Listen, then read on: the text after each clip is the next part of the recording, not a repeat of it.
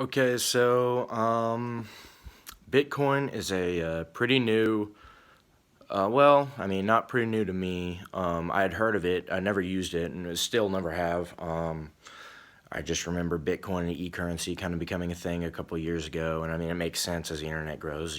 Monetary transactions would, you know, lead to involve that. The only experience I've had with it, really seeing it, was I watch gaming streams, and a lot of the big streamers right now on Twitch and YouTube, whatever the case may be, they get people to pay them money or donations or whatever, and often they'll be paying in bits or bitcoins, and because it's easily used online.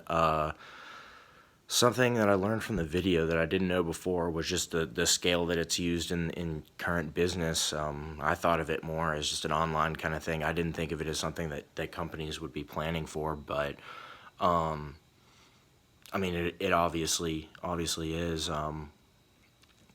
I guess that's probably the one thing that I didn't know was just the scale of it. And then as far as where I see it going in my major is supply chain, and I mean, Lord knows where that could be used in supply chain. I think more than anything, just for paying for shipments and things and making payment easier.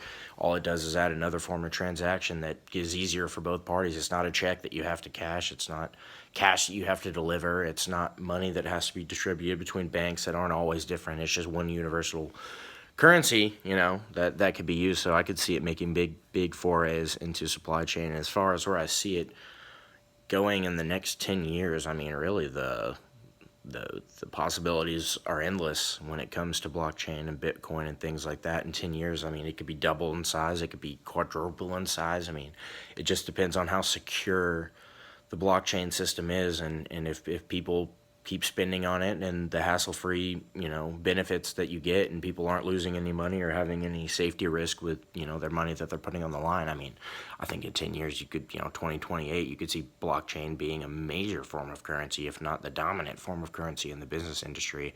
I think it'll just take time to tell, and how it continues to evolve and grow, and how people continue to use it, and that'll probably be the grand determiner.